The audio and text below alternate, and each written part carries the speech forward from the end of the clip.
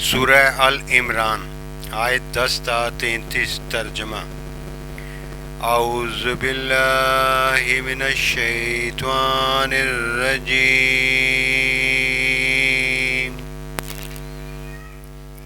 بسم اللہ الرحمن الرحیم۔ اور اے پیغمبر، حقیقت یہ ہے کہ تم سے پہلے بھی بہت سے رسولوں کا مذاق اڑایا گیا، لیکن نتیجہ یہ ہوا کہ ان میں سے جن لوگوں نے مذاق اڑایا تھا ان کو اسی چیز نے آ گھیرا جس کا وہ مذاق اڑایا کرتے تھے۔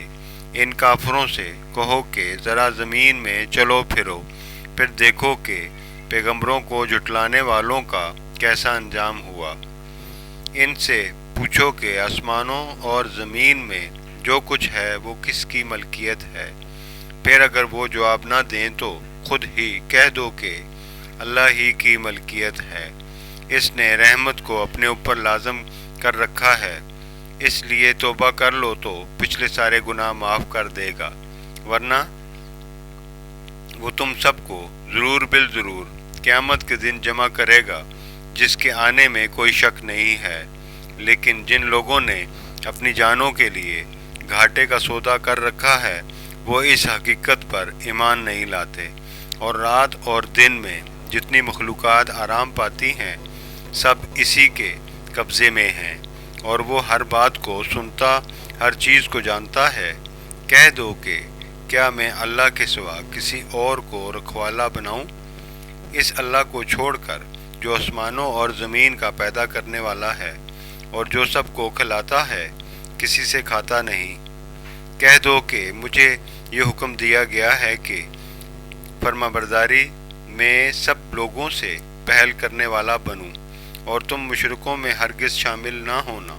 کہہ دو کہ اگر میں اپنے پروردگار کی نافرمانی کروں تو مجھے ایک زبردست دن کے عذاب کا خوف ہے۔ جس کسی شخص سے اس دن وہ عذاب ہٹا دیا گیا اس پر اللہ نے بڑا رحم کیا، اور یہی واضح کامیابی ہے۔ اگر اللہ تمہیں کوئی تکلیف پہنچائے تو خود اس کے سوا اسے دور کرنے والا کوئی نہیں، اور اگر وہ تمہیں کوئی بھلائی پہنچائے تو وہ ہر چیز پر قدرت رکھتا ہے، اور وہ اپنے بندوں کے اوپر مکمل اقتدار رکھتا ہے، اور وہ حکیم بھی ہے، پوری طرح باخبر بھی۔ کہو کون سی چیز ایسی ہے جو کسی بات کی گواہی دینے کے لیے سب سے اعلیٰ درجے کی ہو؟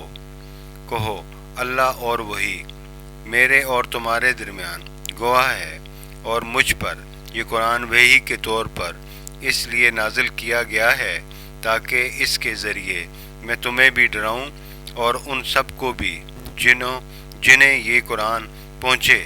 کیا سچ مچ تم یہ گواہی دے سکتے ہو کہ اللہ کے ساتھ اور بھی معبود ہیں؟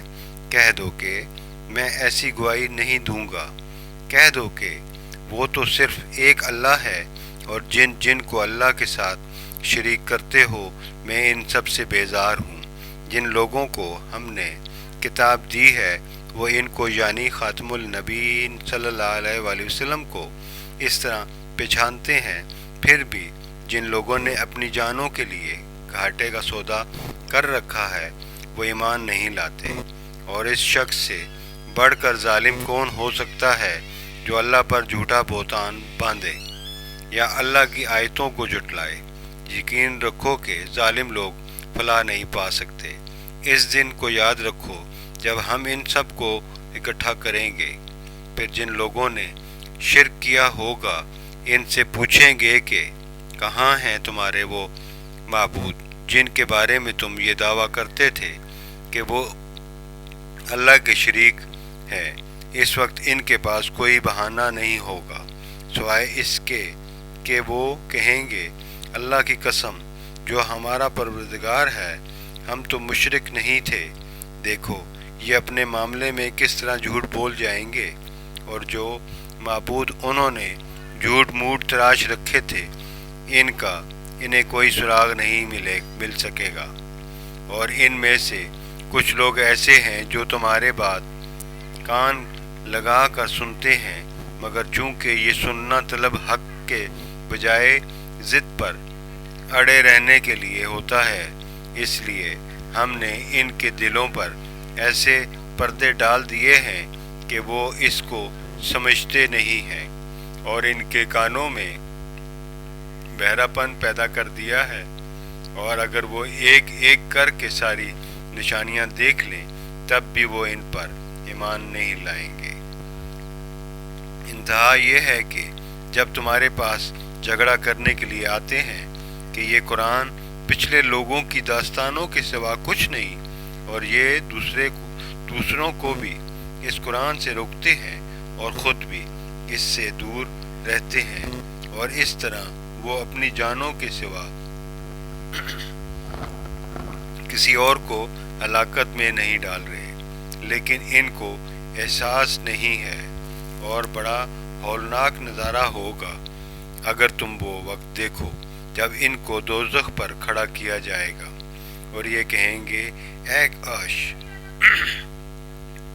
हमें वापस दुनिया में भेज दिया जाए ताकि इस बार हम अपने परवरदिगार की निशानियों को ना जुटलाएं और हमारा शुमार मोमनों में हो जाए।